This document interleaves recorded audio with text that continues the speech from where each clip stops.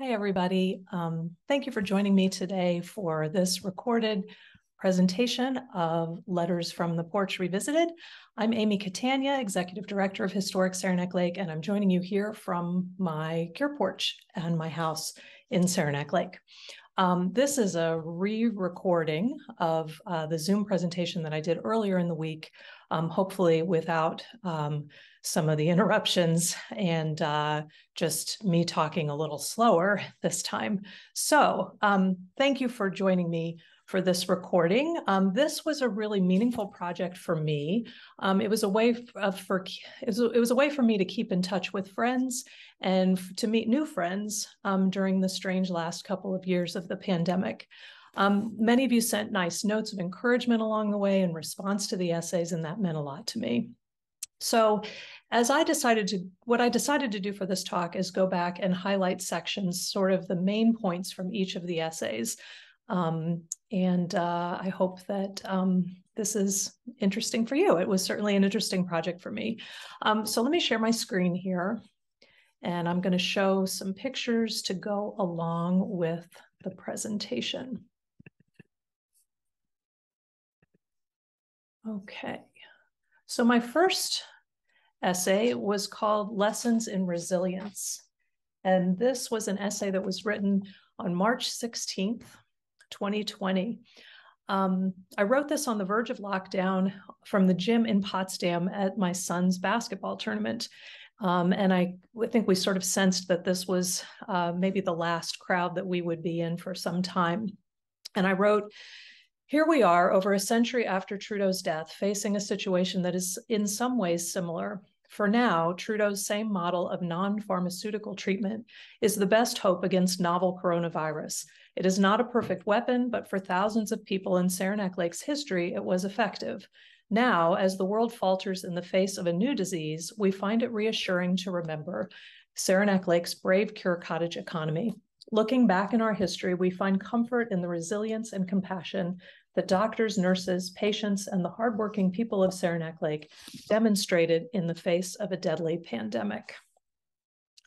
So that was written, obviously, when the virus had just first appeared on the scene, and we really understood so little about it. And in many ways, we were facing similar times before, in the early days of TB treatment in Saranac Lake, when there was very little understood about what caused tuberculosis or how to prevent its transmission or how to treat it. I think what we realized early on in the lockdown is that we were experiencing lives that were similar in a way to the tuberculosis patients, isolated, spending a lot of time at home if we were able to do that. So my second essay the next week was called Radio Contact. The need for communication was suddenly clear to all of us. And so I highlighted this photo of Ed Worthington and his homemade ham radio at the Trudeau Sanatorium as a symbol of our need to reach out to others. And I wrote, "I've been thinking about ways that TB patients combated loneliness. I hope that as you go forward this week, you will think of Ed Worthington and his radio, and all the patients who reached out from their bedsides across the airwaves. Our human desire to connect with each other is a beautiful thing, and it will pull us through this situation we face today."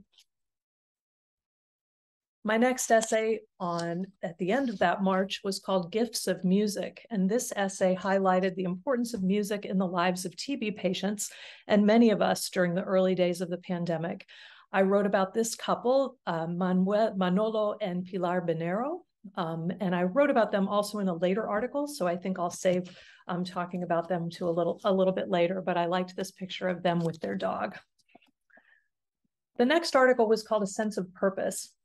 And I sent I think, as we were spending more time at home, we were recognizing the need for pastimes to give ourselves a sense of purpose. And that was very much a part of the treatment for tuberculosis patients in Saranac Lake. During the years Saranac Lake was a health resort, many TB patients filled their time by making arts and crafts. These activities furnished a crucial sense of purpose for people struggling with isolation and boredom.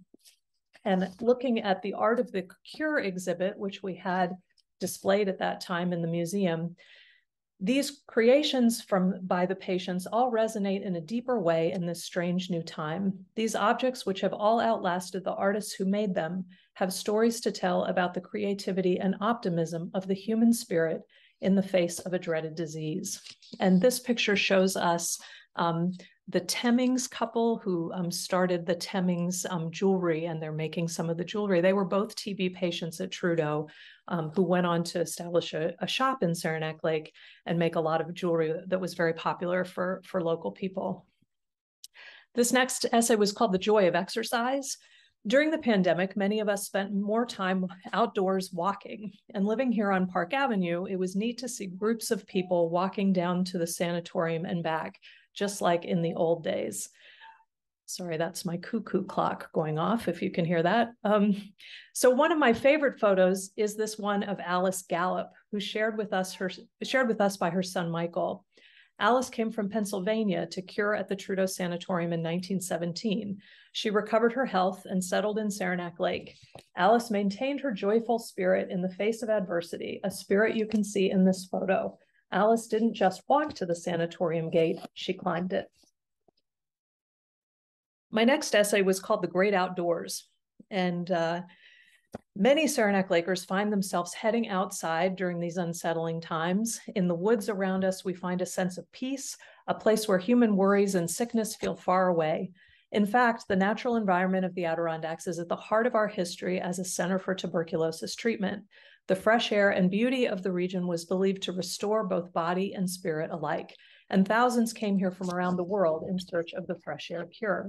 And here we have a picture of a young Alex Dreyfus, the tot there with his shorts on, and his mom and his sister, and they are at a platform tent camp on Lower Saranac Lake. At the end of April, I wrote an article about the essential workers of Saranac Lake's tuberculosis economy. And this was a time when many of us were feeling very grateful for the people risking their lives to keep the economy going during COVID. I told stories of nurses and doctors, Police Chief William Wallace, and shopkeeper Charlie Green. And I wrote, "It's not easy to make a living in the Adirondacks. Then, like now, Saranac Lakers worked hard to survive. People risked illness working in the TB industry, often because they simply needed the money. Many young people delivered meals to TB patients to help put food on their own tables at home. One tray boy told the story of eating food that the patients left on their trays to stave off hunger." Here's a picture of one of the tours that we did not long before COVID hit with the Albany School of Public Health. This is one of our favorite tours.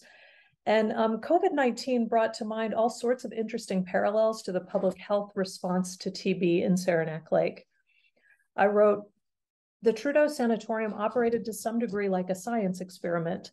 Doctors carefully monitored patient progress and adapted therapies that proved to be effective.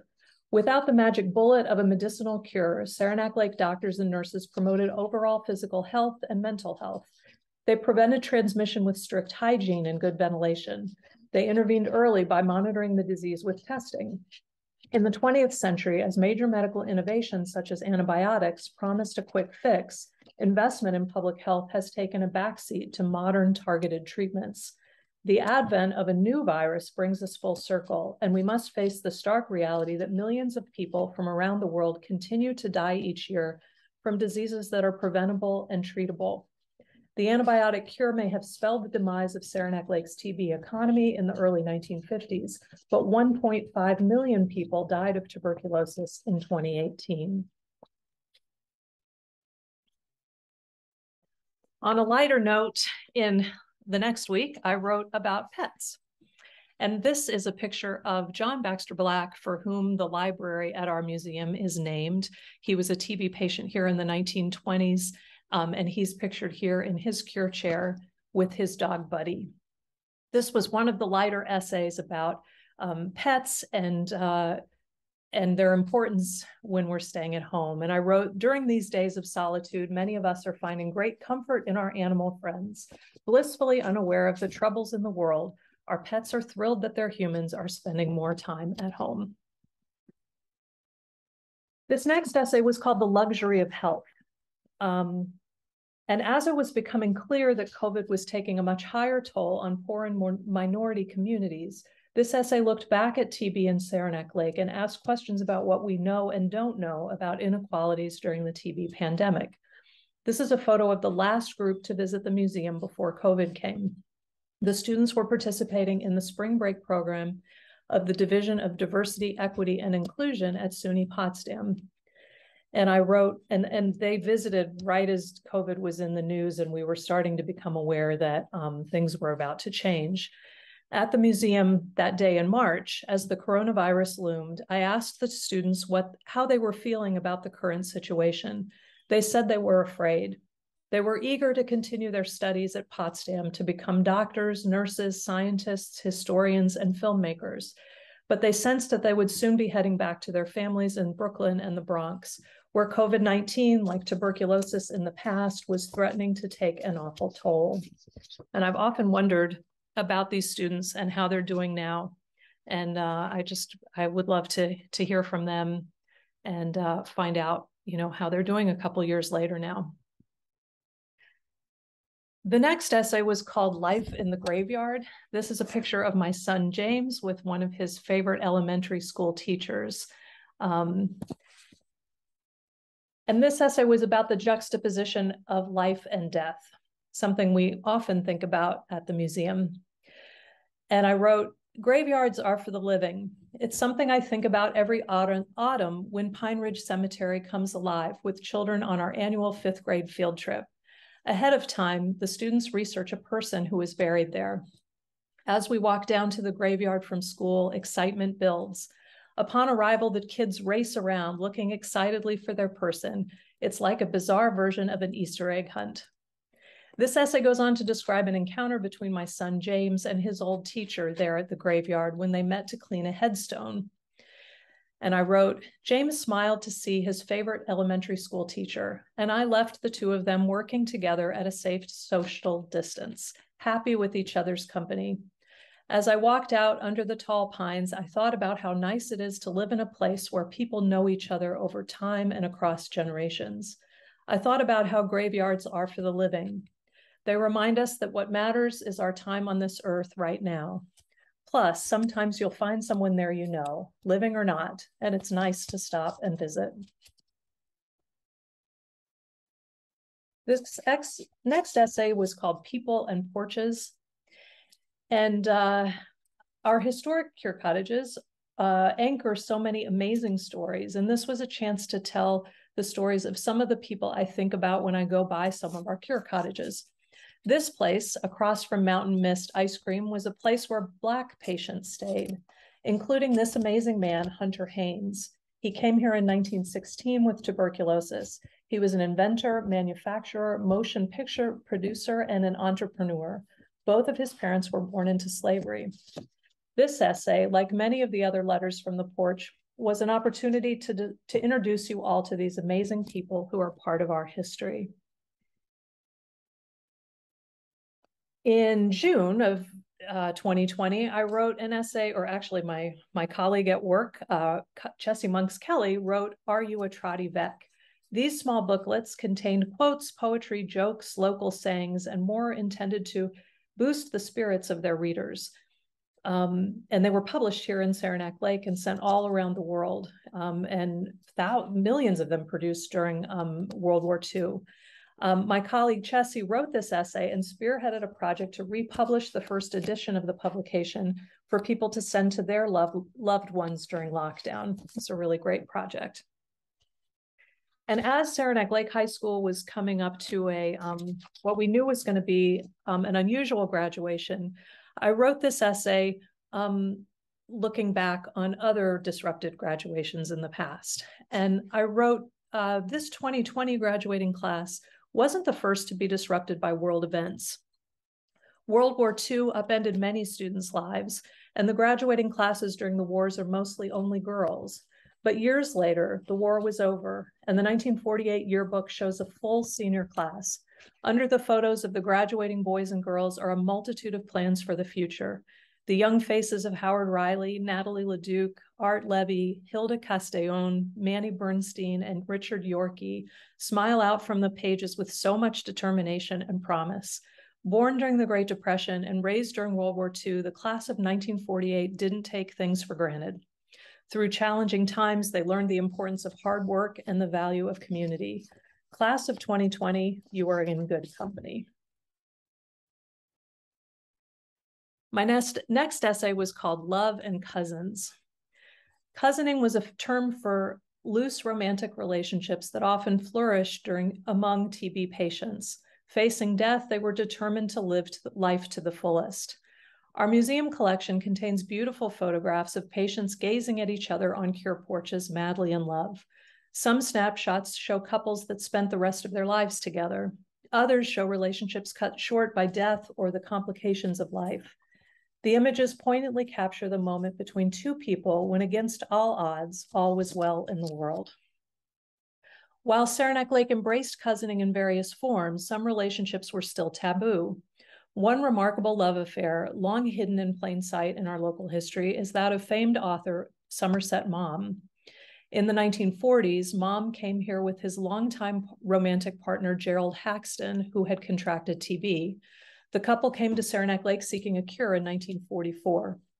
Haxton died here that year, and tragically, Somerset Maugham lost his partner of 30 years in an era when their relationship was considered a crime. This essay, called Hunting for Health, explored our region's long connection to hunting traditions, starting thousands of years ago. Hunting provided food for indigenous peoples. White settlers hunted for food, but also for sport and to get out in the natural environment.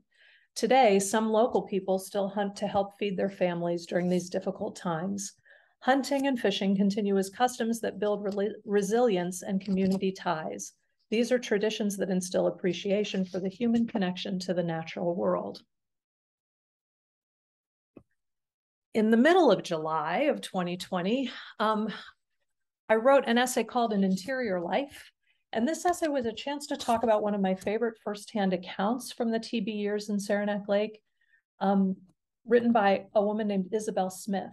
And she spent over 20 years of her life sick in bed at the Trudeau Sanatorium. And her book about this experience, titled Wish I Might, describes how she came to live a rich interior life. She wrote, or I guess I wrote, no, she wrote this. This is in her words. Although I may have appeared to be merely a still figure in bed, leading a quiet life in which nothing happened, I did not feel that way, nor did I appear that way to myself. This way of life could hold moments, hours, even days sometimes, of happiness so great. The quiet and stillness of Isabel's daily life enabled her to notice great beauty in the world around her. Out of hardship, she found meaning and purpose. I wrote this next essay as I watched my son and his cross-country team manage the disappointment of a disrupted season, not knowing at the time that the next season would also be disrupted. And I wrote, this is not the first time global events have swept away the joy of sport. During World War II, athletics went on hold around the world. The Olympics of 1940 and 1944 were canceled. During the war, there was no Tour de France, no Wimbledon, no US Open, and no international speed skating. Instead, young women took to wartime work and young men went off to war. In 1943, Saranac Lake's champion bobsledding team, the Red Devils, left their sleds behind for the war effort. Bobsledders who served in World War II included names like Morgan, Latour, Bickford, Fortune, Keogh, and Dupree. These men's athletic careers were interrupted, but their legacy lives on. Just look at the rosters of Saranac Lake's teams today, and you'll see many of these same last names.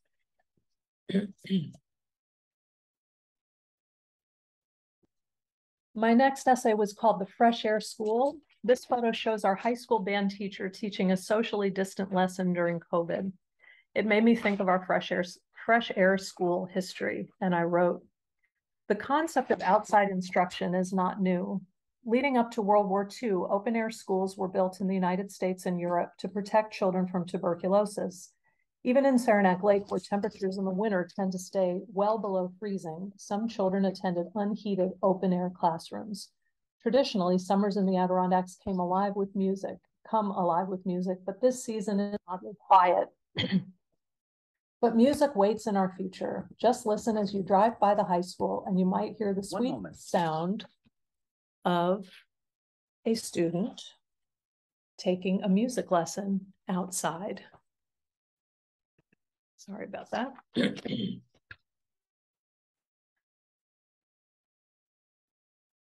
Okay, so this next essay was trying to kind of hit on all sides of the patient experience in Saranac Lake. It can be easy for us to focus only on the positive stories. And obviously there was plenty of suffering in Saranac Lake then and now today too. This essay told the story of one patient, Jack Kenny. We have some of his letters that he wrote while curing here. They're quite sad, full of talking about physical pain and financial worries. He wrote to his wife, planning for her visit. If the Riverside is closed, tell the cab driver you want to go to the Hotel Alpine. Both of these places receive early visitors from that train. When you get there, do not hire a room, but ask for the dining room. Then go in and order breakfast. Then ask the waitress where the ladies' room is and wash. The reason why I don't want you to hire a room in the hotel is because they are rather expensive. Wear your best clothes, as they are rather stylish up here. Also take with you a change of clothes and dress warm. And I know that letter is full of all sorts of details, but I just think it's really interesting because you can hear him worrying about their money and whether she'll fit in, and worrying about her and whether she'll have enough to eat, and just a lot of concerns there. Here we are 90 years later, and we walk the same streets that Jack's wife traveled when she visited her sick husband. Like her, we wonder about our health, our future, and how to stretch a dollar. We are not alone. Letters and Lemonade was a chance to sort of shout out a tribute to mail carriers who were important essential workers that were keeping us connected then and now. This is a picture of George H. Carley in his mail wagon at Lake Clear Junction in 1915. And I wrote, looking for some good stories, I called up retired mailman Tom Clark. For some 35 years, Tom's smile brightened the village as he speed walked his daily route. By moving fast in parts of the route, he made time to slow down and visit with his favorite customers. Some of the older customers waited for him with cookies and lemonade. Their talks with Tom were often their main social contact of the day. Tom described the change in the business model that happened with the post office and how carriers are now on faster routes and they don't have time to, they go by truck and they can't talk as much with their customers. But I wrote today, although there's no time for long visits over lemonade, our mail carriers know who we are and they deserve our appreciation. This essay, Doctors in the Garden, was a chance to talk about physicians and how they often at heart are naturalists. So many doctors seem to care so much about the natural world. I wrote, in a time when compassion and logic often seem in short supply, many of us have a newfound appreciation for doctors and scientists. Saranac Lake's history is full of professionals in medicine and science who had a passion for learning and an intense curiosity about the natural world.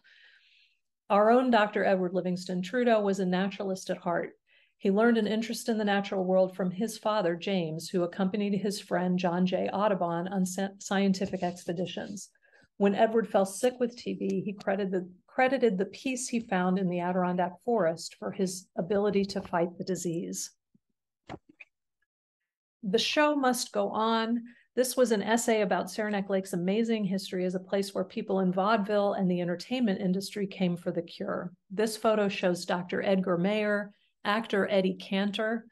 We think the next person is Al Jolson, and on the far right is the theatrical agent William Morris, who founded the talent agency that carries his name today.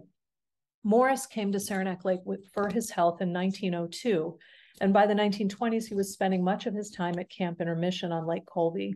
He was one of the many theater people, from ticket takers to vaudeville stars, who make up a vibrant part of Saranac Lake's history.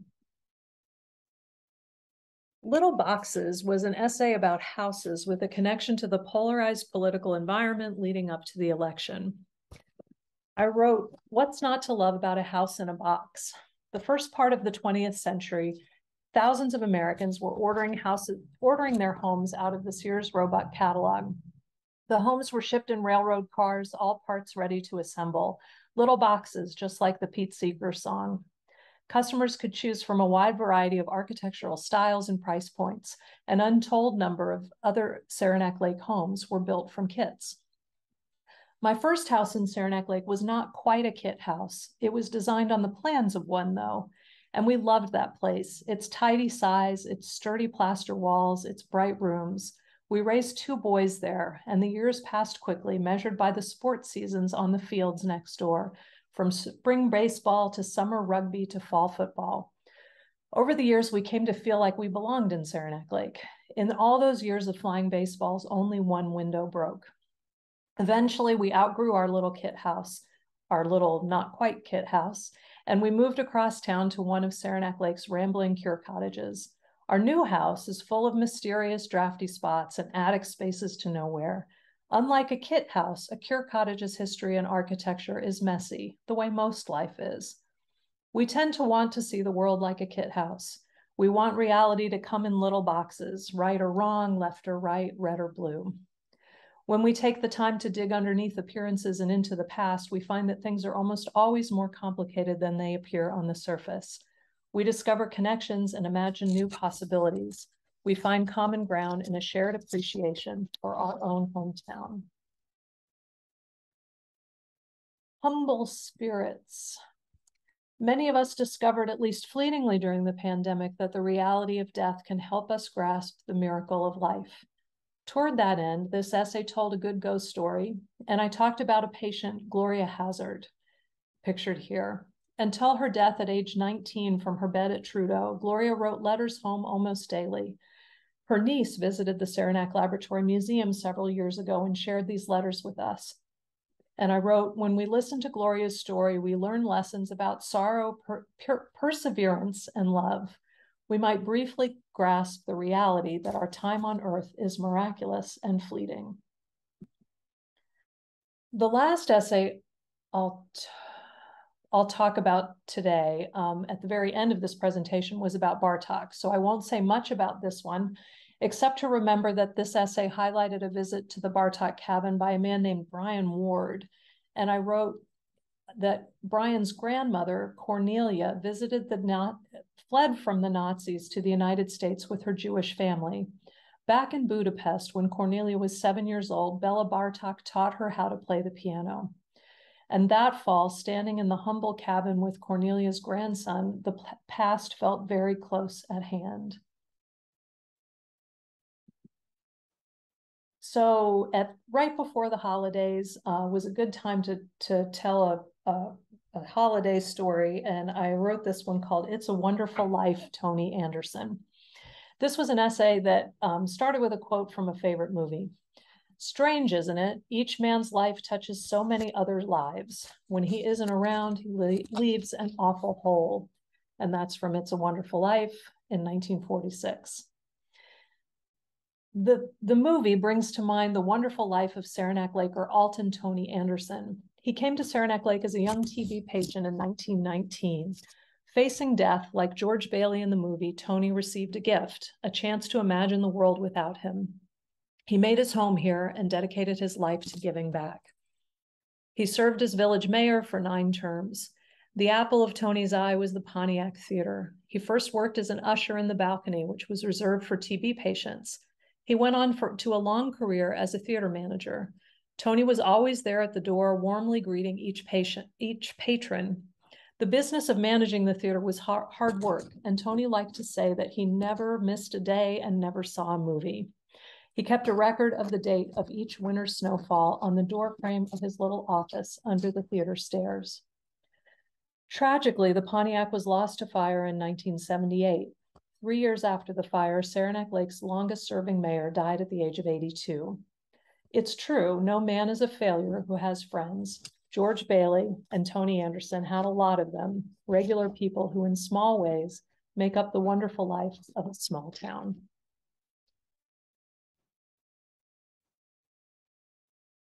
This next essay, called 3 Doctors in One Act, was a chance to think about the current pandemic from the perspective of 3 generations of Doctors Trudeau.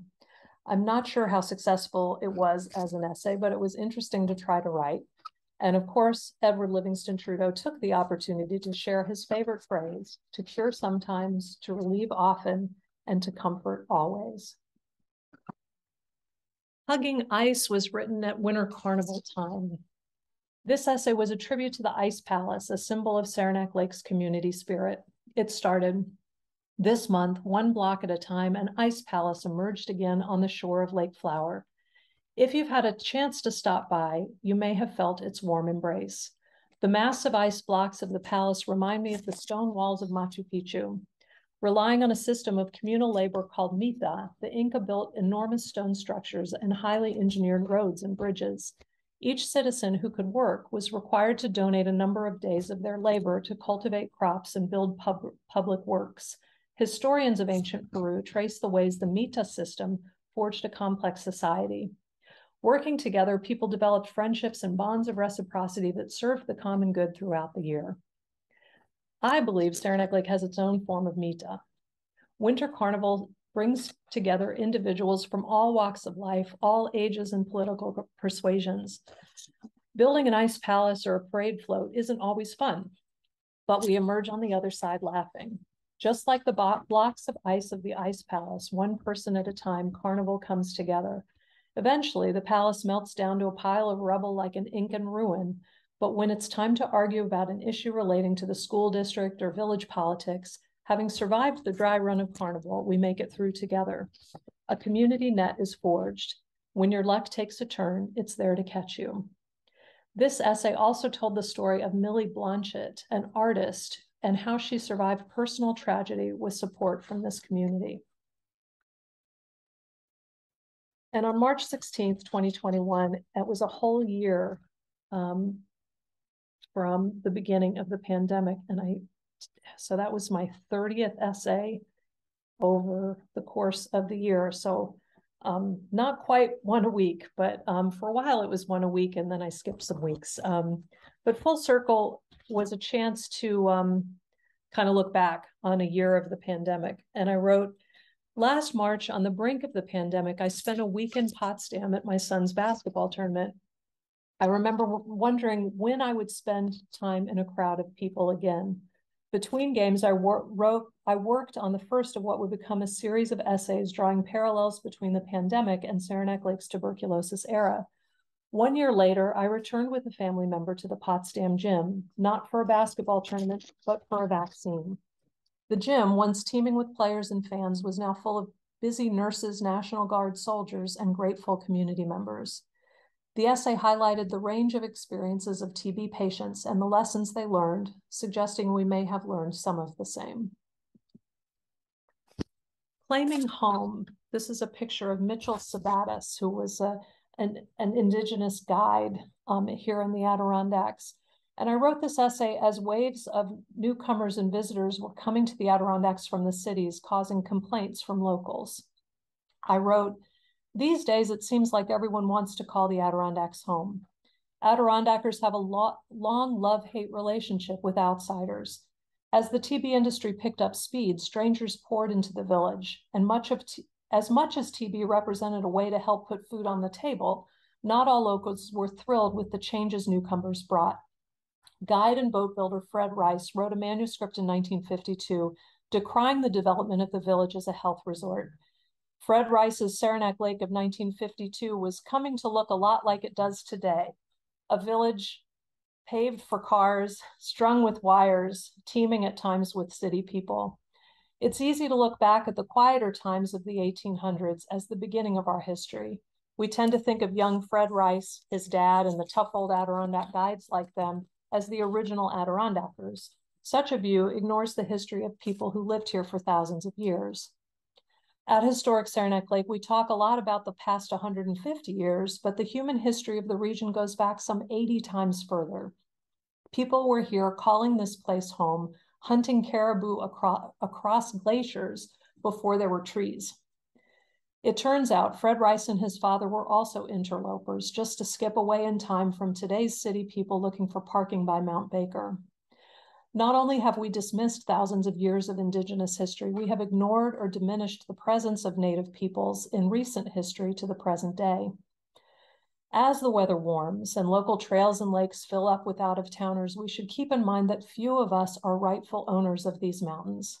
Indigenous people would wisely say that no one owns this land. At best, we are merely stewards of this place we call home. My friend John Fadden helped me write that last sentence. And John died last month, and I was so grateful for the opportunity to get to know him a little bit. He was a very kind, wise, dear man. And I encourage everyone to go visit the Iroquois Six Nations Museum, which will be open next summer. The next essay, Wish You Were Here. Separated from loved ones during the pandemic, many of us have been staying in touch with some good old-fashioned postcards. This essay highlighted a recent acquisition of a wonderful album, The Gift of Florence Wright, of some 80 postcards portraying the daily life of TB patients in Saranac Lake during the early 1900s. Florence's postcards show that 100 years ago, people were coping with the personal and public health threat of tuberculosis in many of the same ways we're responding to the pandemic today, with a mix of worry, fear, and sadness, but also hope, gratitude, and love. Each postcard is a poignant statement of the human need to connect with one another. This essay, Fresh Eyes, during the pandemic, simple signs of encouragement like this one on the doors of friendly local businesses spoke to a powerful sense of place we sometimes take for granted. This essay described a visit with a travel writer named Ernest White II, who was here to record an episode for his popular travel show, Fly Brother. And I wrote, Ernest asked me what I have liked most about living in Saranac Lake. And I told him the truth, although it was absolutely the wrong answer for a tourism soundbite. I answered simply, being a mom. Saranac Lake has been a great place to raise a family. My answer, I'm sure, will hit the cutting room with the floor with a thud, but I'm glad he asked me the question. It helped remind me of what is right here in front of my face, waiting to be seen with fresh eyes. And I have just two more essays to discuss, and this one was written just before Christmas of 2021, last Christmas, and it was called More Than Memory. This is a picture of me with Manny Bonero, the grandson of Manolo and Pilar Bonero. This time of year, as snow gently falls over the twinkling lights of our little town, Saranac Lake can seem pretty magical. The peace and joy of the season contrast sharply with the suffering in the world. When trying to make sense of loss, I come back to a little book my grandfather gave me some 30 years ago, called The Bridge Over San Luis Rey by Thornton Wilder. The book tells the story of 5 people whose lives were cut short by the collapse of a bridge in Peru. The final passage reads, "Soon we shall die, and all memory of those 5 people will have left the earth, and we ourselves shall be loved for a while and forgotten. But the love will have been enough. All those impulses of love return to the love that made them. Even memory is not necessary for love. There is a land of the living and a land of the dead, and the bridge is love, the only survival, the only meaning." This passage came to mind earlier this month when Manuel Bonero III visited Saranac Lake for the first time, traveling all the way from Mexico City. His grandparents, Pilar and Manolo, were 2 of the thousands of people from all over Latin America who came to Saranac Lake because of tuberculosis. Pilar came from Cuba and Manolo came from Puerto Rico for the cure. They married in Saranac Lake in the 1920s and settled in a brick house on Virginia Street, where they raised their 2 boys, Manny and Joe. Years ago, I researched the Spanish-speaking patients of Saranac Lake, and the story came alive for me when I found and interviewed Pilar and Manolo's grown children. So I was thrilled to meet their grandson and make a connection to another generation of the Bonero family. I shared photos and stories with Manuel about his grandparents' time here. We found Pilar and Manolo's graves at the Catholic cemetery.